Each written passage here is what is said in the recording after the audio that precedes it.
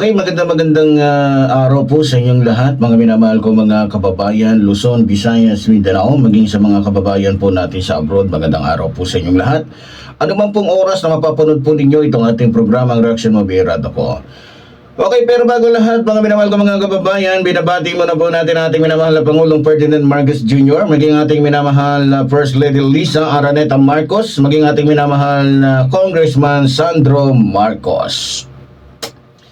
Okay, mga minamahal ko mga kababayan, sa araw pong ito ay pag-uusapan po natin ito pa rin pong tungkol po kay George Garcia ng COMELEC Pero bago ang lahat pag-usapan muna natin saglit ito pong nangyari po kay Cabral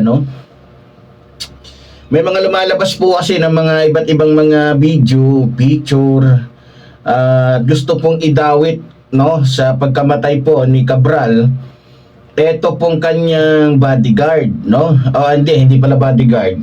Kasi hindi naman bodyguard ng trabaho niya kay Cabral, kundi driver lang, So, gusto nilang idamay itong pobreng inosente at wala namang kaalam-alam sa iniisip nito po ni Cabral, gustong idawit. So, magulis dili po tayo, mga minamahal ko mga kababayan, para sa akin po, wala pong kasalanan yung driver niya. Kitang-kita naman po. So, kasi may lumalabas na selfie na, yun nga, nasa likuran niya si Cabral bago nangyari yung pagpakamatay o pagpapakamatay nito. Huwag po nating idamay yung mga wala namang kasalanan, Okay, dumako na po tayo sa ating usapin patungkol pa rin po dito kay George Garcia, na kung saan, mga minamahal ko mga kababayan, mukhang nakikita kong mas maimpluwensya pa kaysa kay Sara Duterte. Mga minamahal ko mga kababayan, paano ko nasabi na mas maimpluwensya pa ito kaysa kay Sara Duterte? Abe, sa dami ng kinaso dito, sa dami na nagkaso sa kanya, lahat po na baliwala.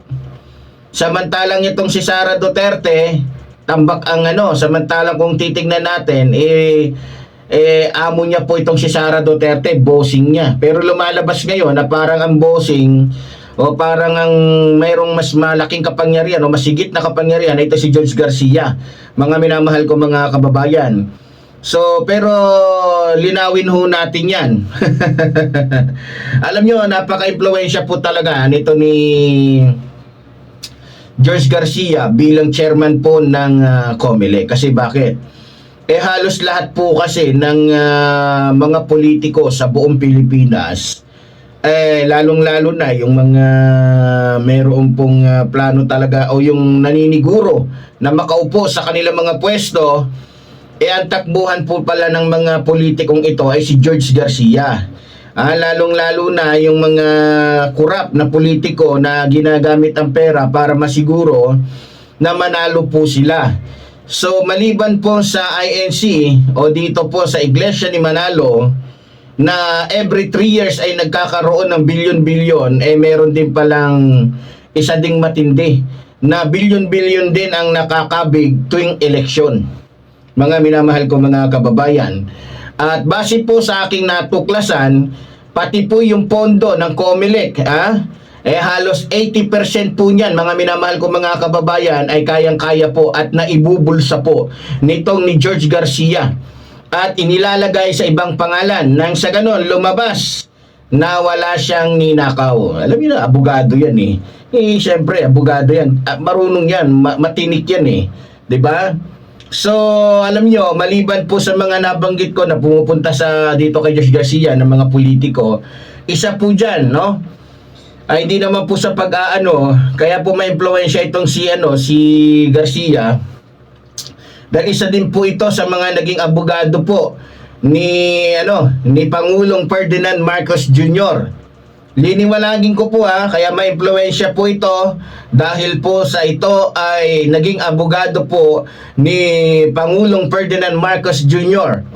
Siya ang nagtalaga kay Garcia bilang chairman po ng COMELEC noong Hulyo 2022. Bago pa man po ito, mga minamahal ko mga kababayan, itong pagkahirang sa kanya ng ating Pangulo bilang chairman ng COMELEC, si Garcia po ang nagsilbi pong abogado ni Marcos o ni Pangulong Ferdinand Marcos Jr. sa kanya pong electoral protest laban po kay dating Vice President Leni Robredo noong 2016 po para po sa posisyon ng pagka-Vice President. Kung maalala po kasi mga minamahal ko mga kababayan, diba tumakbo nga po itong si Pangulong Ferdinand Marcos Jr. noon bilang Vice Presidente. Ang problema, natalo po siya ni dating Vice President Leni Robredo. So nung nagprotesta po ito pong ating mahal na Pangulo kay Leni Robredo, ayun, ang naging abogado po niya ay ito pong si George Garcia. At hindi lang po yun, mga minamahal ko mga kababayan, hindi lang po ang ating Pangulo ang kanyang naging malapit sa kanya. Maging ito pong si Grace po, nakasulukuyan po natin mga minamahal ko mga kababayan, na senador sa bansa pong ito, mga minamahal ko mga kababayan. Kasi sa mga hindi po nakakaalam, kung tama po ko, noong 2015 siya po ay nagsilbing abogado po ni Po nang ipagbawal ang pagtakbo nito bilang Pangulo dahil sa mga tanong tungkol sa kanyang pagiging mamamayang Pilipino. No? So, kung maalala ninyo, nung tumakbo po itong si Grace po ng pagkapangulo, kinwestiyon po kasi siya. Kasi, dahil nga po sa kanyang hindi matukoy na pagiging mamamayan ng pagka-Pilipino, sa totoo lang, si Garcia po, na kung saan ay napatunayan na si Po ay natural na Pilipino at nakapagtakbo siya noong 2016. Dali lang po, medyo na yung pagka-ano ko dito. So sa madaling salita po, mga minamahal ko mga kababayan, no? Dahil po dito kay George Garcia, mga minamahal ko mga kababayan, ito pong si Grace po ay nakatakbo noong 2016. Ang problema lang, mga minamahal ko mga kababayan, natalo. No? So, malaki po ang ugnayan, malaki po ang nito kay Grace po. Kaya medyo mabibigat po yung mga nasa likuran ni George Garcia. Hindi lang po yan. Maging yung sikat po na mayor sa buong Pilipinas, maliban po kay Digong, ito po si Isko Moreno, no? Na kung saan si Garcia ay dati niya pong abogado o dating abogado po ni Moreno. At nang maupo po itong si Garcia bilang komisyoner ng COMELEC noong 2022, sinasabi ni Moreno na ang eleksyon ay nasa mabuting kamay. Ay, nagsabi ni Moreno. Siyempre, alam nga naman sabihin niya wala sa mabuting kamay, kakampi niya to Di ba? Kakampi niya to, natural lang sasabihin talaga ni Moreno yon. Pero kaya bang patunayan ni Moreno yan? Hindi ba siya nanonood ngayon? Hindi ba niya nakikita yung sitwasyon ngayon dyan sa COMELEC? Hindi ba niya nakikita na punong-puno ng kabalbalan, katarantaduhan, kahayupan ang nangyayari ngayon dyan sa COMELEC dahil dito kay Moreno? Para sabihin niya na sa mabuting kamay. Hindi lang yan, mga kababayan. Hindi lang po si Grace po, si Moreno, si Pangulong Ferdinand Marcos Jr. ang malapit po dito kay George Garcia. Kung di ako nagkakamali, pati pong itong nasasangkot din sa anomalya. Ito pong si Bong Revilla. Kung naalala po ninyo, mga minamahal ko mga kababayan, noong 2010, siya ay nagsilbing abogado po ni Revilla para sa isyu ng pagbabago ng pangalan na naging dahilan upang mapunta ang pangalan ni Revilla sa itaas ng balota. Mga minamahal kong mga kababayan. So, malapit po siya. Kaya kung makikita ninyo, mga minamahal kong mga kababayan, ang bagal po ng pag-usad tungkol po sa pag-iimbestiga tungkol po dito kay Revilla, dahil nga po sa may nasa likuran po niya o may nasa likuran niya na kung saan ay sumusundot sa mga, alam nyo na, mga minamahal kong mga kababayan. At hindi lang po yon. Hindi lang po yon, ang taong napakataas, napakalaki na nasa likuran ni George Garcia. Kaya masasabi kong matibay na pader to. Dahil maging si Alan Peter Cayetano at si Lani Cayetano ay sanggang dikit po nito, mga minamahal ko mga kababayan. Kung di ako nagkakamali, noong 2019, siya po ay nagsilbing abogado nila laban sa mga kasong pagbabawal sa pagtakbo. No? So hindi lang po yun, hindi lang itong mga Cayetanong yun, pati ito pong si Coco Pimentel. Si Garcia po ay naging abogado ni Pimentel sa ilang kaso din. Kaya naging malapit po sila. At hindi lang po yun, pati po yung ating pro tempore ngayon na kasama po ng ating ginagalang at minamahal na Senate President Tito Soto na si isa rin po sa naging kaibigan at sa kliyente po nito ni Garcia ay ito pong si Senador Ping Lacson, na kung saan isa rin si Lacson sa mga naging kliyente po ni Garcia, mga minamahal ko mga kababayan. So kaya malakas po ito, ma-impluwensya kasi maliban po sa mga nabanggit ko, syempre, nandyan pa sa likuran niya yung mga Duterte. Di ba? Nandiyan si Sara Duterte, nandiyan dyan si Marcoleta na kaibigan niya na ngayon. Dahil sa para lang hindi sila maglabasan ng para hindi lang lumabas yung mga baho nila, imbis na niya, kasuhan niya, hindi na lang kinasuhan kasi mukhang may katotohanan yung sinasabi nito ni Marcoleta, no? Kaya sa totoo lang mga kababayan ko, marami na po akong naririnig, marami na po tayong napapanood, marami tayong nakikita na kamalian ni George Garcia. Pero nakikita niyo naman mga minamahal ko mga kababayan, tila bulag, pipi, bingi ang ating gobyerno sa mga ginagawa po nito ni George Garcia bilang chairman po ng COMELEC, mga minamahal ko mga kababayan.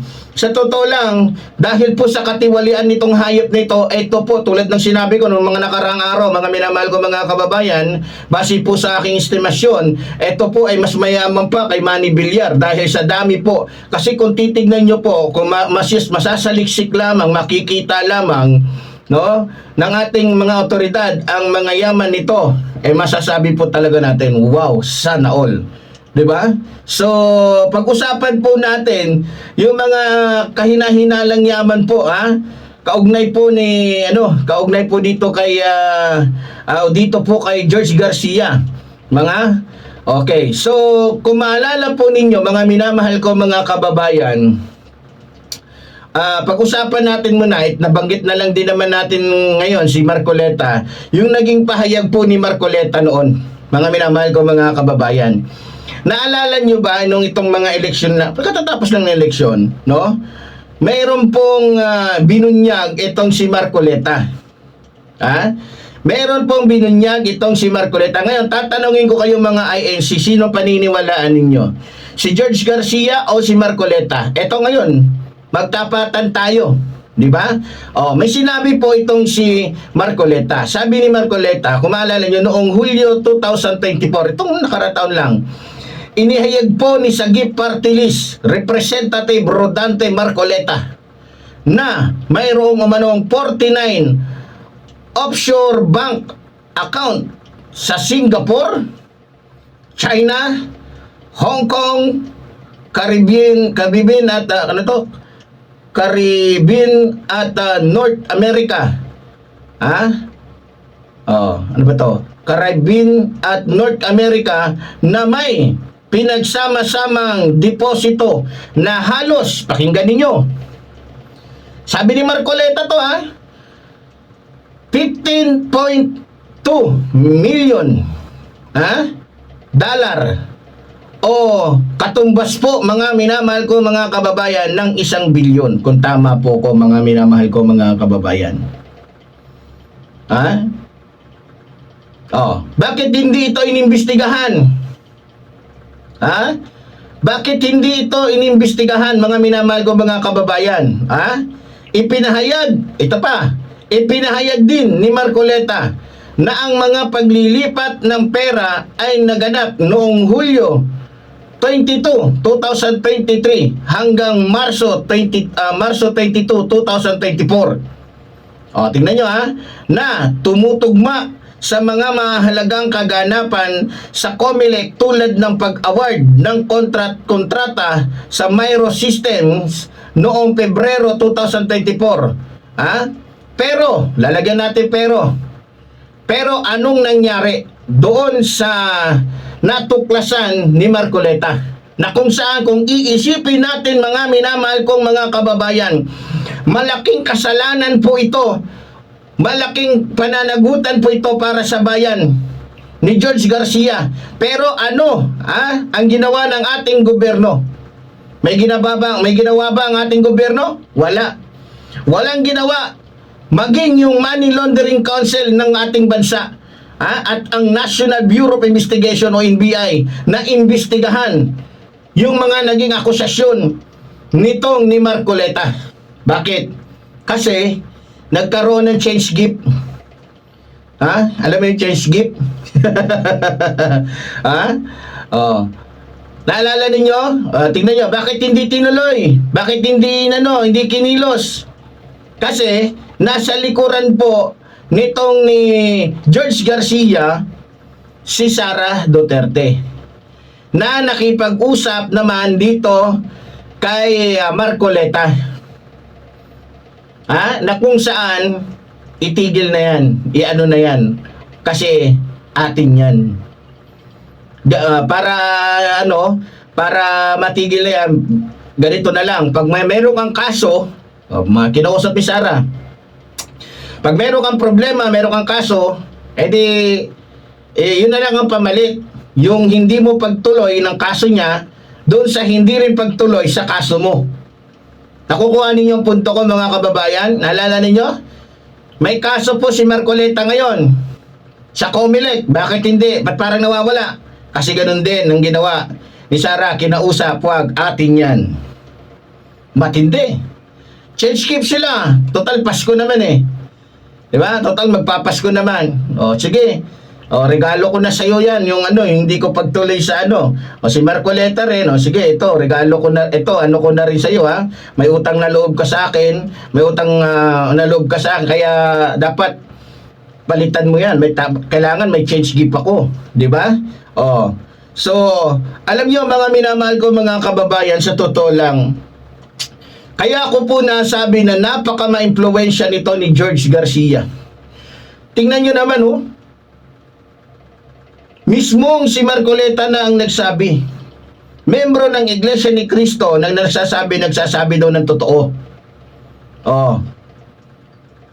So nangangahulugan pala na sinungaling si Marcoleta kasi hindi na to inano ng ating gobyerno o ng Money Laundering Council ng ating bansa. Ganun ba 'yon? O tama ako sa sinasabi ko? Na kaya tinigil dahil sa mayroong mga malalaki, mabibigat na tao na nang-iimpluwensya sa kasong kinakaharap ng bawat isa o ni Marcoleta o ni George Garcia. Diba?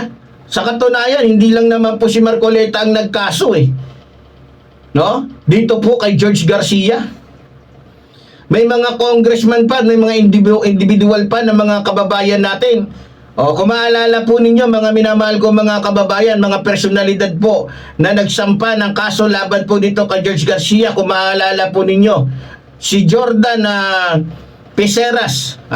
Kung maaalala ninyo, ito pong si Jordan Piceras, kung maalala ninyo, noong Hunyo 18, June 18, 2025, taong kasalukuyan, mga minamahal ko mga kababayan, inihain ng abogado, abogado pala, hindi pala ito representative, abogado na si Piceras ang petisyon para sa disbarment kay Garcia sa Korte Suprema. Inakusahan siya itong humiling ng 300 million kapalit ng panalo sa lokal na halalan noong 2025. Mabigat na akusasyon po to mga minamahal ko mga kababayan, at balita ko may matibay na ebidensya, ito pong si Attorney Jordan Pisaras. Mabigat ang ebidensya nito, matibay, malinaw pa sa tubig na hindi nadadapuan ng hangin. Pero anong nangyari? Anong nangyari, mga minamahal ko mga kababayan? Nabaliwala kasi malakas, maimpluwensya, maraming padrino, maraming gumagapang, maraming nagsasalita para sa kanya, maraming nakikipag-areglo para sa kanya. Diba? Ha? Ano sabi dito? Inakusahan niya itong humihiling ng 300 million kapalit ng panalo sa lokal na halalan noong 2025. Gumamit ng hindi naaprobahang version ng software para sa mga automated counting machine at nagpadala ng mga resulta ng halalan sa hindi otorisadong server. Yun yung kanyang kinakaharap, mga minamahal kong mga kababayan. Kung maalala ninyo, madalas po itong binabanggit ni Atty. Respricio. Tama ba yun? Respricio ba yun? Hindi ko na masyado maalala. Ito ay vice mayor sa isang municipal.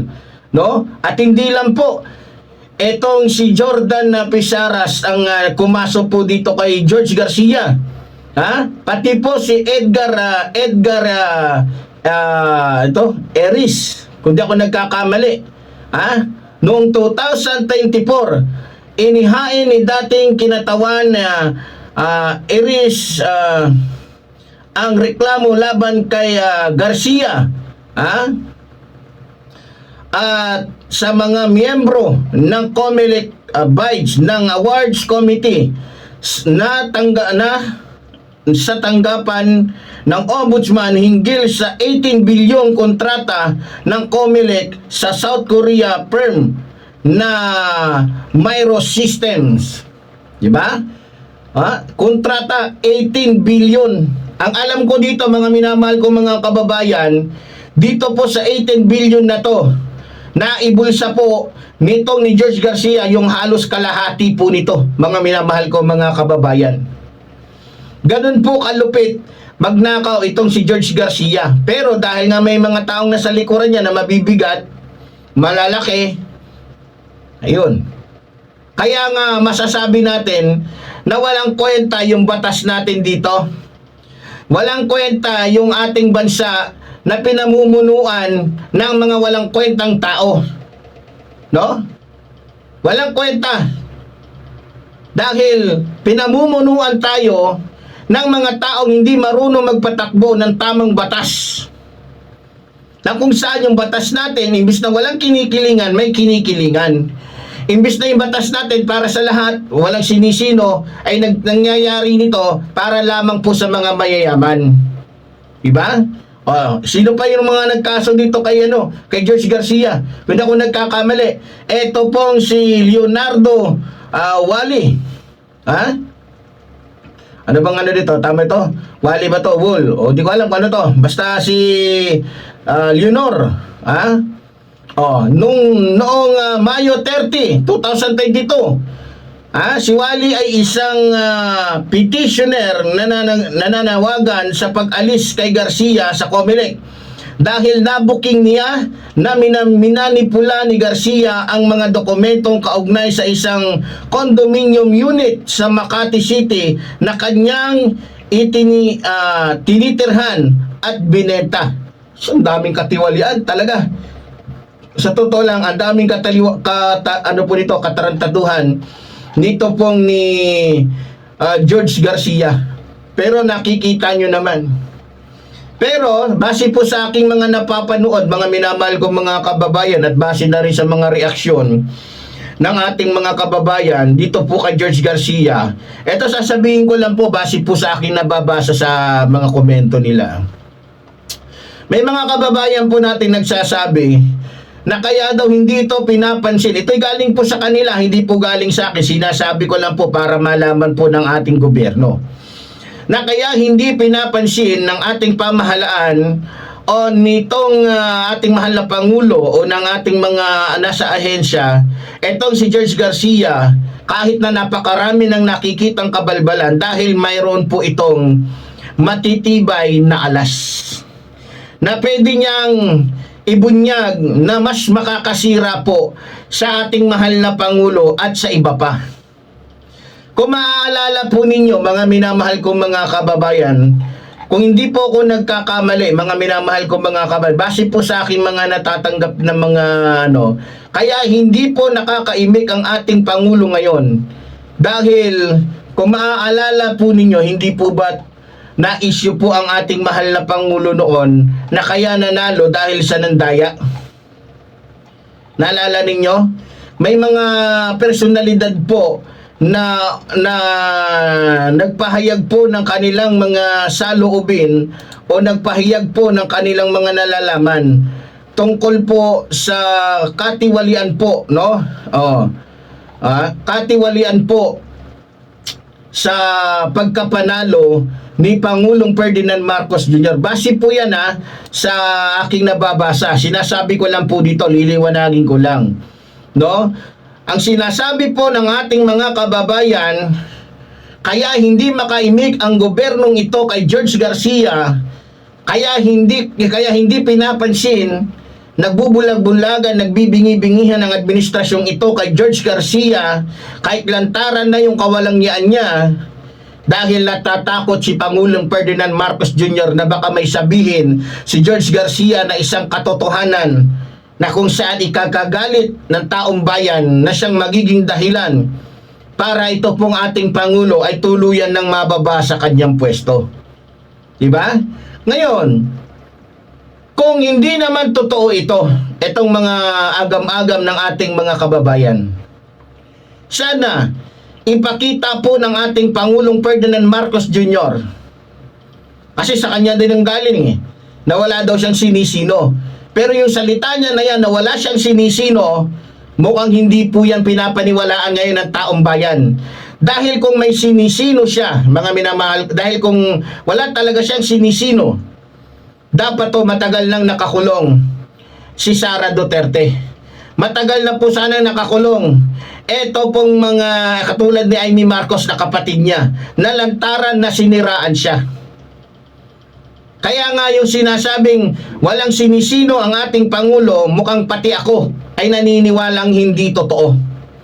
Dahil kung totoo talaga ang sinasabi ng ating mahal na Pangulo at totoo siya sa sinasabi niya, bakit hanggang ngayon nasa laya pa si Sara Duterte maging itong si Amy Marcos at yung iba pang naninira sa kanya? Sige nga. Sige nga. Bakit hindi niya magawang galawin yung kanyang kapatid? Sa batas natin, walang kapatid-kapatid. Pero bakit parang hinahadlangan yata ni Pangulong Ferdinand Marcos Jr. yung batas para papanagutin itong kanyang kapatid sa paninira sa kanya kung sakaling ito ay tunay na paninira lamang. Pero kung talagang totoo naman ang sinasabi ng kanyang kapatid na si Amy Marcos, kaya siguro hindi niya kayang ipakulong. Kaya siguro hindi niya kayang ipahuli ang kanyang kapatid sapagkat baka may ilabas pa na katotohanan itong kanyang kapatid na si Amy Marcos. Ito sinasabi ko lang po. Hindi sa kung ano man. Sinasabi ko to sapagkat meron akong napapansin na tila kaduda-duda na. Mga minamahal ko mga kababayan. Tama? Buti pa yung nag-picture doon sa Facebook na may sign na bang-bang doon sa ulo ni Pangulong Ferdinand Marcos Jr. na pumunta siya sa bugo ay nakulong na, hinuli. Pero yung mga lantaran na tao na naninira sa kanya, pinagbabantaan siya na papatayin siya, bakit ngayon ay laya pa rin? Mukhang hindi yata na ipapakita ng ating Pangulo ng tama yung kanyang sinasabing wala siyang sinisino. Wala siyang sinisino. Yung nagbanta sa buhay ng anak niya, nagbanta sa buhay ng pamilya niya, hanggang ngayon laya pa rin. Pabanjing-banjing lang, paabroad-abroad lang. Samantalang yung taong nagbiro lang, nagsalita lang na kung ano-ano doon sa Facebook laban sa kanya, tinotoo niya. Anong ibig sabihin nun? Anong ibig sabihin nun? Lumalabas lang na ang batas sa bansang ito ay para lamang sa mga mayayaman. Lumalabas na ang parusa sa batas sa bansang ito ay para lang sa mga mahihirap at hindi para sa mayayaman. Kasi kung talagang ang batas at ang parusa ng batas dito sa ating bansa ay para sa lahat, mahirap ka man at mayaman, hindi sana napununan ng mga mayayaman na mga siraulo, mga gago, mga magnanakaw, mga hayop, mga demonyo, mga walang niya, yung kulungan ng ating bansa. Pero ano ang nakalagay doon? Puro mga dukha, puro mga walang tsinelas, puro mga walang laban sa gobyerno. Masakit bang sabihin ang sinasabi ko dahil totoo? Yes. Masakit para doon sa mga tao na nagbibingi-bingihan, nagtatanga-tangahan sa katotohanan. Di ba? Katulad na lamang patungkol sa ng flood control na yan. May congressman na bang nakulong? May mayor na bang nakulong? May senador na bang nahuli?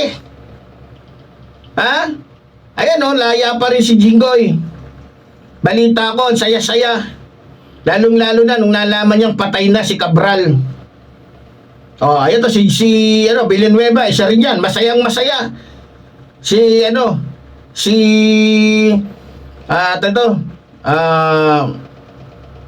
Joel is Lord. Masayang-masaya. Kasi patay na si Cabral. Hindi na sila maikakanta. Sige nga. Paano nasabing pantay-pantay ngayon ang hustisya? Masasabi ba nating pantay-pantay ang hustisya samantalang ang lahat ng mga tiwali katulad ni Escudero, na-dismiss pa nga Nagbigay lang ng konting rason kay Garcia, pasok na, lusot na. O siguro, natakot si Garcia na pag tinuluyan niya itong si Escudero, baka magsalita din si Escudero tungkol sa kanya, laglag sila pareho. Kaya usong-uso ngayon yung change gift. Sa mga politiko. Akala nyo, yung mga eskwelahan lang, yung mga kasi mas parte lang ng mga trabahante may change gift ngayon. No. Pati yung mga congressman, pati yung mga politikong may kanya-kanyang mga baho, may kanya-kanyang mga tinatago, may kanya-kanyang mga kaso. Kanya-kanya sila ng takipan, change gift yun para sa akin. Mga kababayan, kala nyo mga lang nag-change gift ngayon? Mga trabahante ng gobyerno, no? Pati yung mga politikong may mga kasalanan. Kanya-kanya sila. Sige, tatakpan kita, takpan mo din ako, hindi ko na itutuloy yung ko sa iyo at kailangan huwag mo rin ituloy sa akin yung ganito para ligtas tayo pareho, happy tayo sa Christmas. Walang niya. Si Alcantara nakulong, si Hernandez nakulong, yung iba nakulong. Hindi naman mga kilalang mga tao yun At saka hindi naman makakakilos yung mga yun kung hindi nagsimula yan doon sa taas, doon sa may mga mas may kapangyarihan katulad ni Jinggoy Estrada, katulad ni Villanueva, katulad ni Escudero at katulad pa ng ibang mga walang yung mga politiko dyan. Maraming mga congressman na dapat nasa loob ng kulungan ngayon kasama ni Hernandez pati ni Alcantara. Pero bakit tignan nyo? Iba nai-impluwensyahan kasi yung ating bansa, yung ating batas dito sa ating bansa.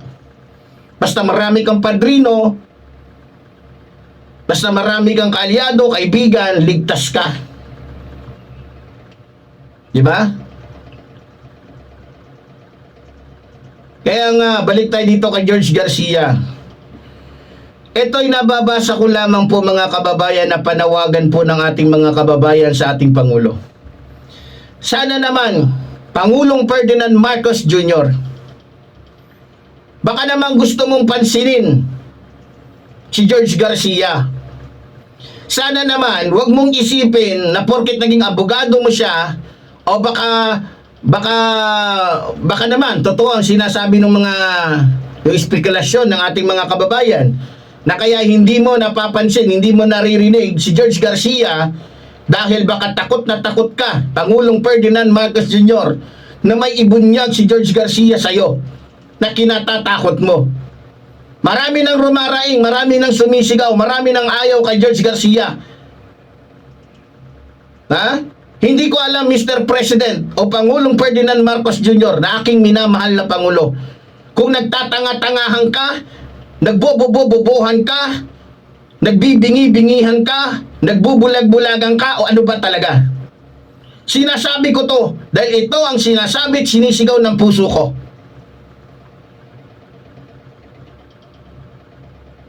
Yes, mas gusto kita kaysa kay Sara Duterte. Pero hindi ibig sabihin nun na itutulad ako sa ibang mga vlogger dyan na porket iniidolo nila, porket inaano nila, hindi na sila nagsasalita sa mga kamalian na ginagawa ng kanilang iniidolo. Hindi ako ganon.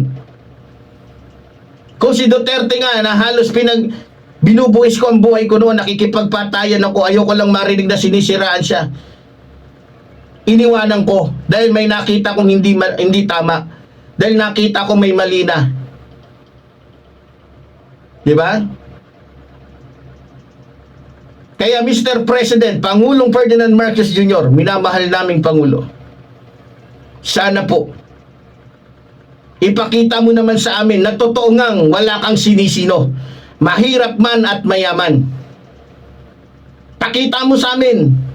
Kasi mukhang ako nalalabuan na ako sa sinasabi mo. Nakakagago na. Nakakabwisit na. Nakakatanga na. Eh biro mo. Lahat ng mga maliliit na tao nakakulong na. Pero yung mga magmula sa senador hanggang sa mga congressman na kaalyado mo, bakit laya pa rin sila? Bakit laya pa rin sila? Yan ang sagutin mo, Pangulong Ferdinand Marcos Jr. Yan ang sagutin mo sa taong bayan. Bakit nasa laya pa rin itong mga malalaking dambuhala kung magnakaw sa pera ng taong bayan? Hindi ako galit sa iyo, Pangulong Ferdinand Marcos. Alam mo yan, mahal na mahal kita bilang Pangulo namin sa bansang ito. Sinasabi ko to sapagkat ito ang nakikita ko, naririnig ko, nababasa ko, nararamdaman ko. Di ba? Mali ba yung sinabi ko? Na mukhang hindi totoo yung sinasabi mong patas ang administrasyong ito. Paano naging patas? Patunayan nyo sa amin, paano naging patas? May congressman na ba kayong napakulong? Mayor? Gobernador? O ni isa man lang sa mga senador? Wala. Kasi yung hustisya dito sa ating bansa, namamanipula. Yan ang katotohanan. Kaya wag na tayong maggaguhan dito. Dahil matagal nang ginagago, winawalang niya ng mga politikong sakim sa pera at kapangyarihan ng mga Pilipino. Kaya kung hindi ako magsasalita, sino pa? Yung mga bayarang vlogger na kahit nakikita na nilang mali yung kanilang iniidolo, hindi sila nagsasalita. Imbis na magsalita sa katotohanan, pinagtatakpan pa. Katarantaduhan. Tulad ng sinabi ko, hanggat nasa tama ka, Pangulong Ferdinand Marcos Jr., ako'y sa iyo. Lagi niyong tatandaan, mga kababayan, ang pinaglilingkuran ko kayo. Hindi kahit sinong mga pangulo dyan, hindi kahit sinong mga politiko dyan. Kahit yung pinakagustong gusto kong pangulo Hindi si Pangulong Ferdinand Marcos, si dating Pangulong, itong si Digong. Tignan niyo naman kung paano ko kinasuklaman. Nung nalaman ko, nakita ko, natuklasan ko yung tunay niyang pagkatao. Kapag ang lahat ng mga Pilipino ay hindi tatayo at hindi maninindigan base sa kanyang nakikita, sa kanyang nararamdaman o sa katotohanan, hindi magbabago ang bansang ito. Imbis na pagtakpan natin, sabihin natin sa ating iniidolo kung ano nakikita nating mali sa kanya. Wala yung iniwan doon sa sinasabing ang tunay na magkaibigan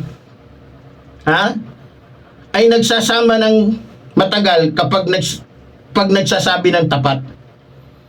Ngayon, bagamat mahal ko, sinusuportahan ko si Pangulong Ferdinand Marcos Jr. Pero gusto kong sabihin sa kanya na meron akong mga tanong na dapat niyang sagutin dahil mahirap makipaglaban o ipaglaban ng isang taong walang paninindigan.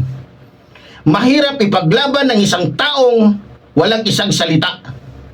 Yan lang ang masasabi ko. Pero ganoon pa man, umaasa ako na paggising ko isang araw, si George Garcia na sinusuka na ng taong bayan ay paaalisin ng ating Pangulo.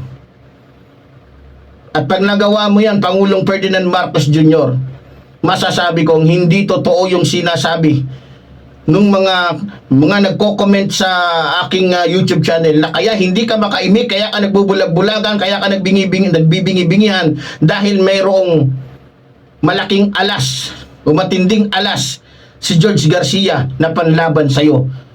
Kaya hindi ka makaimik, hindi ka man lang makasaway sa kanya. Yun lang, mga minamahal ko mga kababayan. Sumuli po, tulad po ng sinasabi ng inyong lingkod, mabuhay po ang ating inabayan. Mabuhay po nagmamahal sa ating inabayan. Maraming salamat po.